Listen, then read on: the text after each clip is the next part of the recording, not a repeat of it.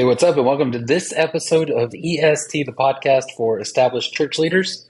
By established church leaders, my name is Josh. My name is Sam, and it's summertime, and the living is easy. Summertime in the city. So we got the internet died. It's really awkward or weird or something. So we don't office on our campus of our church, and we have a downtown office, and we have a west campus.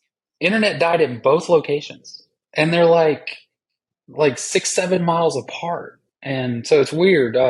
Maybe we didn't pay the bill or something. I don't know. But we don't have internet on too. So I'm sitting in my bedroom, in the corner of my bedroom right now. Well, it's a lovely bedroom, and I'm glad that you were able to join us on your own show, Yeah, King thank Josh. you. I appreciate that. All right, so on today's episode, we're going to be talking about summertime. We're in the heart of summer right now, and what do you do as a church? Do you upshift? Do you downshift? Do you do more events? Do you do less programming? We'll work through all of that, but first, we want to thank our sponsor, Church Teams, they've been so good to the show. Thank you, Church Teams, for sponsoring this. You help us provide this content to the audience for free. So make sure you go check out Church Teams. We've got a great offer. We've been telling you about this for weeks, but if you haven't done it yet, go to est.church and you will find there a very good offer from Church Teams. 2 months free. You fill out a little form. They'll help you with the things that you need.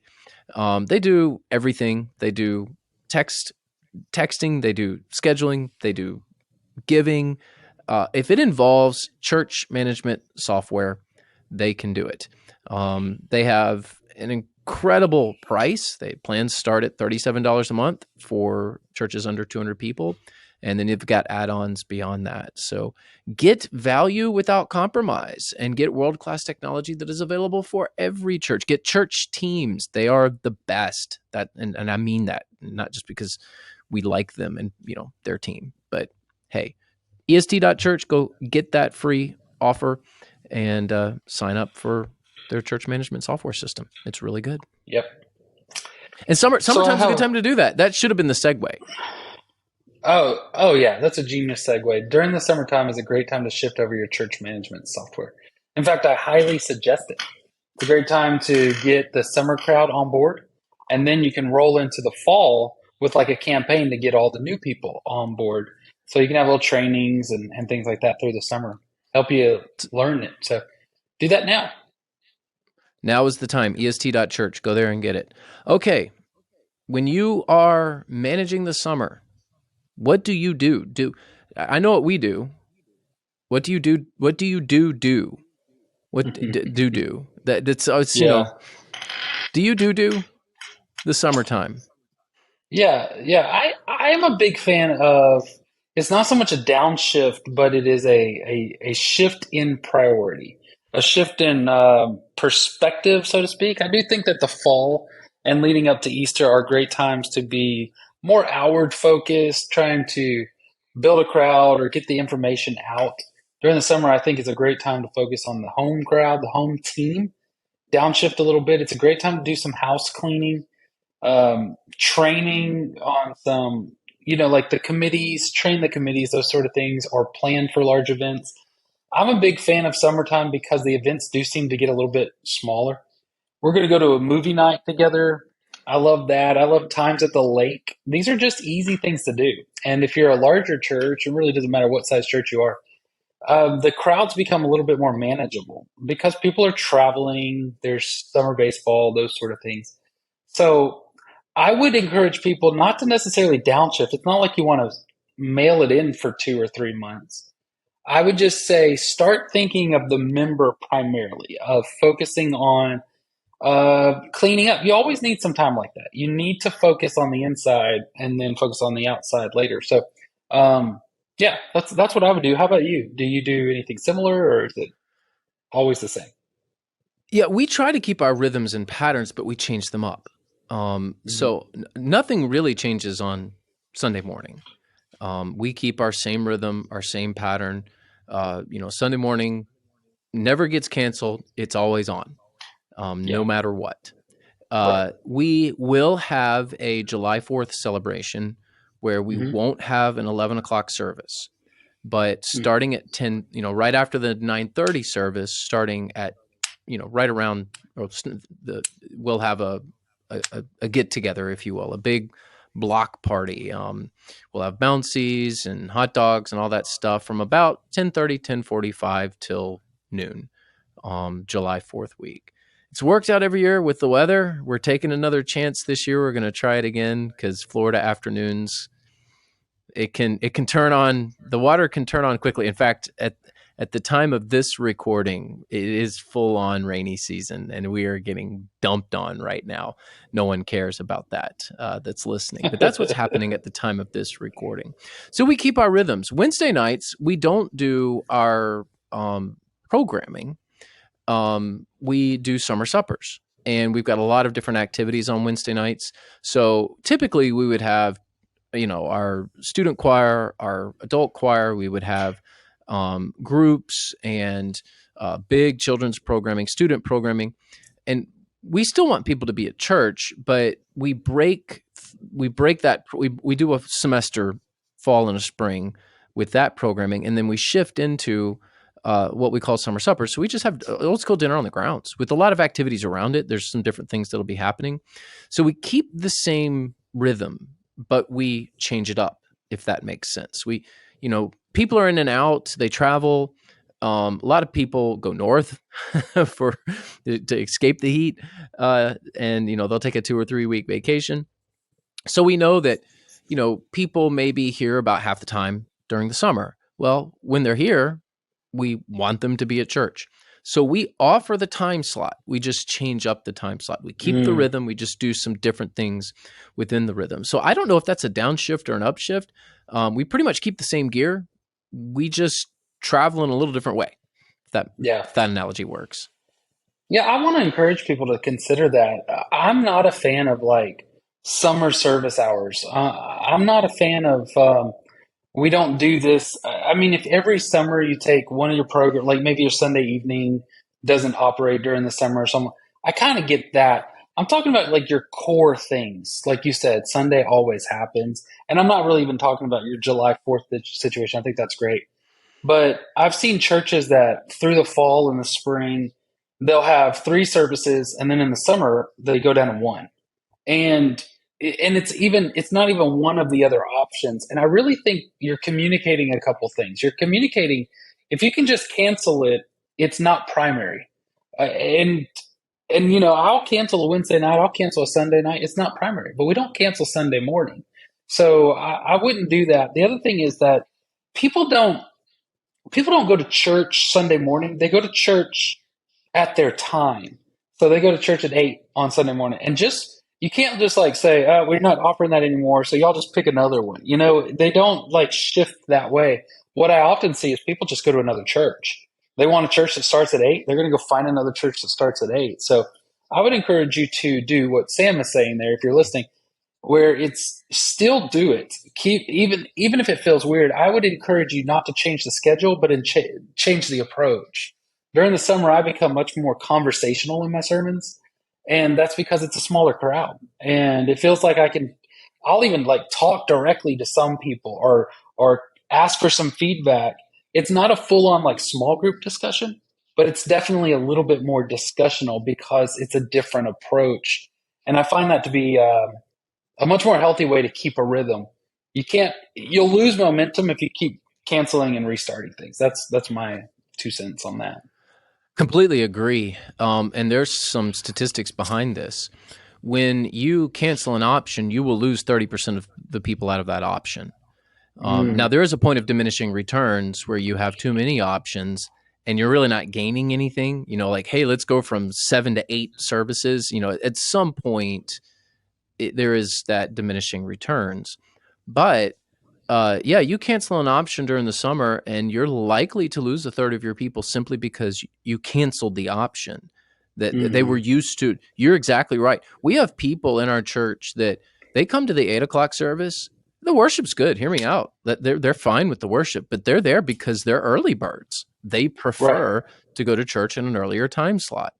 I Mm-hmm. know, even with this 1 week thing where we do our July 4th celebration, where we don't have an 11 o'clock service. There, we will mention it and mention it and mention it and do all of the announcements everywhere. Social media, in service, everything, newsletter, and people will still show up at 11 o'clock going, oh, wait, we're not having church today.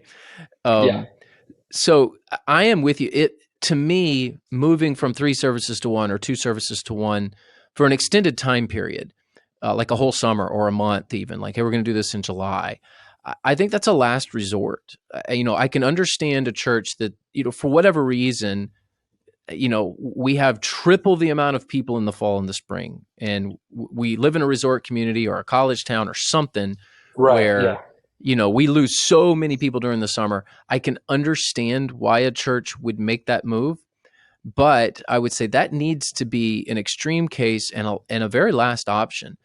You just do it just because you want the room to feel better. You're going to probably lose more people than you think, and you are definitely going to lose momentum. So while there are cases for it, I would say, yeah, even if you're like, man, it was thin. July's just thin. So what? Change your preaching style. Do a different kind of series. Walk around in the aisles. Have conversations. I mean, do something that people will enjoy. And honestly, I think most people in churches today, I think most people understand. I don't think people are as worked up over, oh man, we got to have a full room, which is great. Hear me out. Every church should grow. You should work to that goal. Don't give up on the Great Commission and don't give up on, growing your church. But I do think people are a little more understanding in today's climate and environment. And if you have a thinner room, so be it. Just do a different kind of series like Josh says he does, and just roll with it. I think you're better off keeping your same schedule with a thinner crowd than trying to make the room feel full. Yeah, you're going to have peaks and valleys, and don't bail because you're in a valley. And so just know that the summer is going to go lower. What you can see is like at second, we're a rapidly growing church, but summers are way less than our springs. But if you look at this summer over last summer, we're higher. Where there's more of us this summer than there were last summer, and more the summer before that. And you go back 5 years, and it's that way. So you got that like it goes down, but it goes up, it goes down, but it doesn't go down as far. And that only happens when you really are focused on momentum and you're focused on commitment. I also do think, and I don't want to be a legalist about this at all, but I do think that you do communicate lesser value to things that you're so willing to cancel. And so if you have an 8 o'clock service in the spring and then you just cancel it every summer, you're saying that thing has lesser value than the 9:30 or the 11. So I don't want to communicate that. It's not a communication issue. It's a reality issue. If the thing that you choose to cancel and not do does have less value to you, period. Yeah. That's why you're canceling it. Yeah, you're also communicating this whole idea. Now, you guys are a certain culture where, you've got snowbirds and all that sort of stuff that the majority of the country just doesn't deal with. And majority of our listeners are not necessarily dealing with. And if you're just canceling because, well, it's travel baseball season, and so there's going to be more people out. What you're doing is communicating, hey, that's okay. Yeah, go chase the baseball around for your 3-year-old, for the next 7 or 8 weeks. I don't want to communicate that. I want to communicate, no, church is valuable. We're going to be at church. My family's going to be at church. I'm going to encourage you to be at church. I just feel like we kind of take the onus off of it. And again, that might be a little bit legalistic, and I'm willing to admit that, but in my heart, I want to communicate in my schedules, my service schedules, the same thing that I communicate in my values. And that's the worship service on Sunday morning, the gathering worship service is important. So let me push into something that you said earlier about focusing on members versus guests. And I know you're not neglecting your guests that are there during the summer. You just kind of have a little different perspective. And I understand why you do that, because you are in a college town and you're going to get a big influx of people in the fall. So it makes sense that, hey, for those who are here during the summer, we're really going to focus on training and equipping and doing some different things. And I think there's a lot of wisdom in that. But I will also say this, and a lot of this is contextual, wherever your church is. But we see a lot of people move into Bradenton in the summertime. Yep. So we've started our new resident mailers. We're using outreach and their tool, which we find to be very, very good. And seen a lot of success with that. So we do focus on new residents in the summertime because they'll be moving in June, July. As kids get out of school. Hey, now's Yep. the time Yep. to move. Hmm. We want to make sure we're settled before August or early September, whenever the school system starts, and they're going to be looking for a church probably in that June, July, August time period. Hmm. So Yeah. I would say, yeah, if you have a lighter summer for whatever reason and you want to focus on equipping and training the people that are there, I think that's a good thing to do. But definitely keep your eye out for new people to the community. These are Hmm. believers that are they're looking for a church. These Hmm. are faithful people. Hey, it's summertime. Now's a good time to find a church. Those are the people you want in your church. Hmm. So don't assume that you're just not going to get any guests. The guests that you get in the summer are probably the people that you want in your church. So don't give up on guest ministry and guest services in the summertime. It's actually time to double down on that. Yeah, no, I completely agree. I think you're talking about some pretty easy low hanging fruit. These are people that on their own they're looking for a church. Here's another thing that I would add to that, and I don't have data to back this up. Just this is just watching personal observation.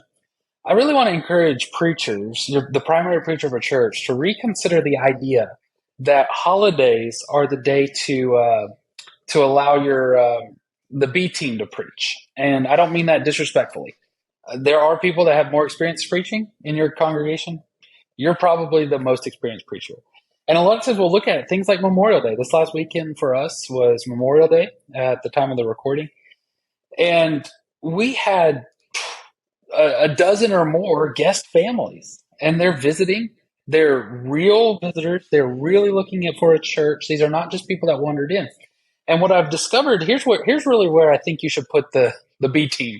It's the week after holidays. That's the week that I would, not the holiday week.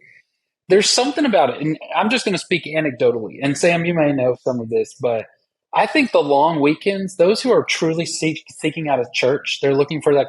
They take those long weekends to say, this is when we're going to go down and look for a house. We're going to go ahead and do like a site visit. We're going to look for a house. We're going to visit a church or two. They get a couple of those in their minds. Also, I have seen people who are, let's say, they're less than happy in their current church. In their minds, skipping church from their current church on a holiday is it's okay. Their church has a guest preacher coming in, has the youth minister speaking, that sort of thing. So they feel like that's the day that I can skip. I'm going to go try out this other church while we're considering other options. All the time, people are amazed that I'm the lead pastor and I'm preaching that day on a holiday, and that I take the time to slowly kind of sit down and talk to them. Well, I can do that because it's lower attendance. I've got all the time in the world. I don't have 15 people in a line to talk to me. So I really, I really would encourage you to those holidays and the summers. Don't necessarily, I guess what Sam and I are both saying is don't mail it in. Be really intentional, really relational in that time. That's going to be some really fruitful work if you play it right. And really, all I'm saying is just go a little slower. Go a little slower and enjoy the time.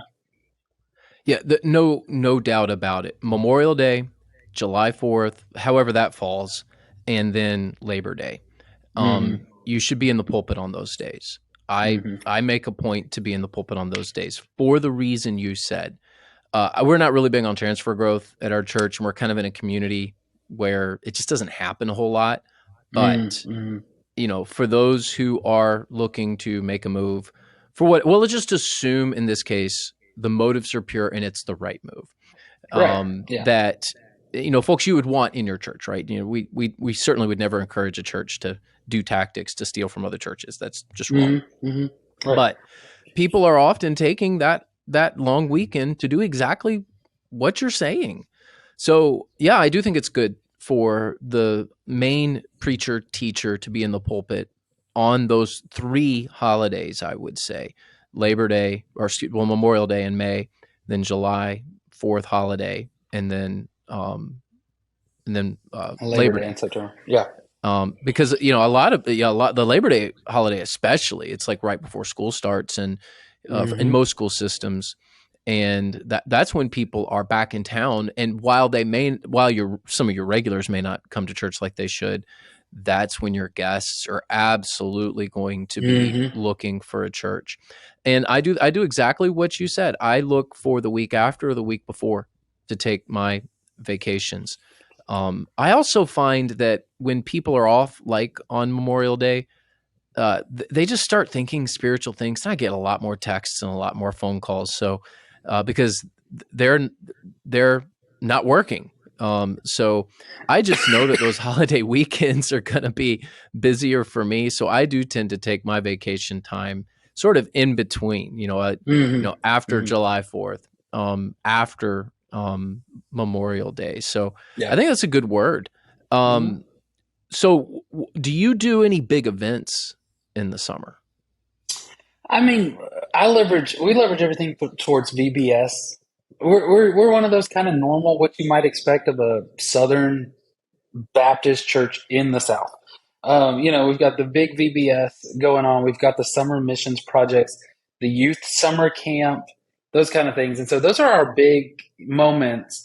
But you got to keep in mind that even though those may dominate your calendar, they only dominate it for that little bit there. Like summer camp may look like a big thing for your church, but really that's the kids. They all left, but you still got people hanging around. And so I would encourage you to maybe just go ahead and throw together a bago night or a barbecue night or a lake night for the rest of the family. That's all.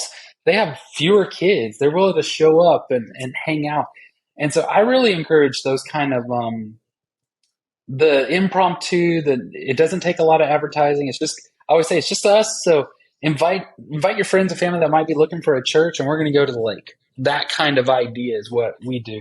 Nothing really big. Nothing mailers in the community. What about you? Do you do that kind of like billboards and get everybody there for something?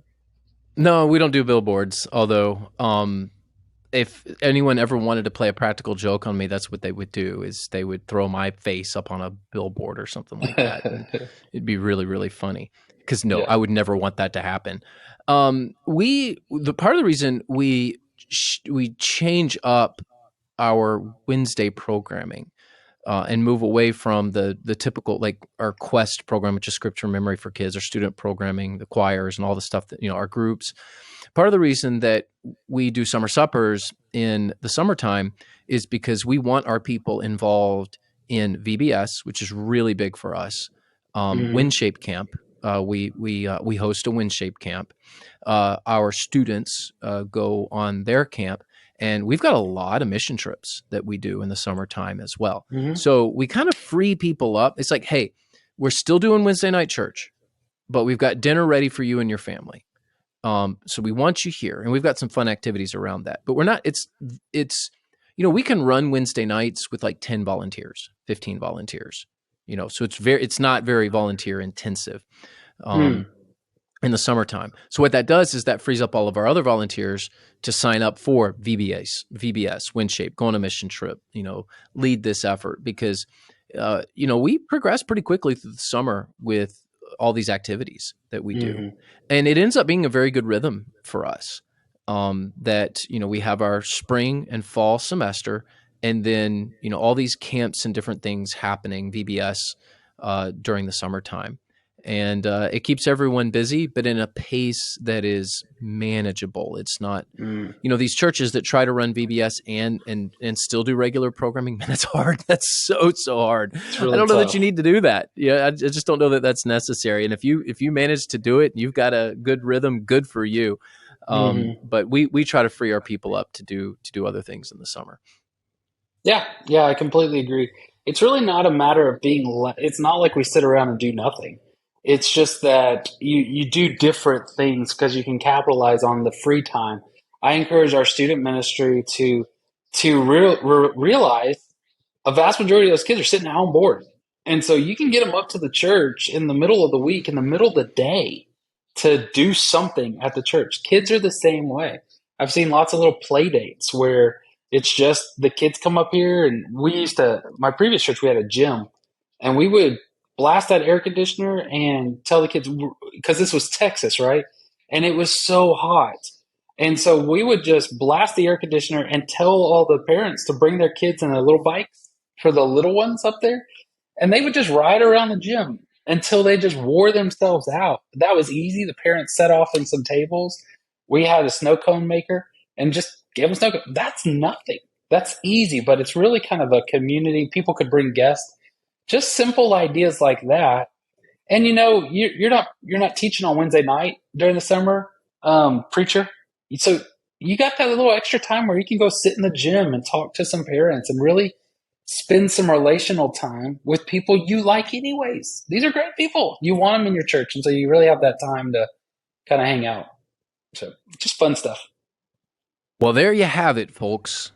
The dog That's days it. of summer. Welcome to the summer heat, which we have here in Florida. Oh, So I yeah. hope the days are pleasant and long for you here during the summertime. And hey, Yeah. I hope you're doing good things for the kingdom. Certainly appreciate all of you listening and tuning in. Want to tell you about Church Answers University.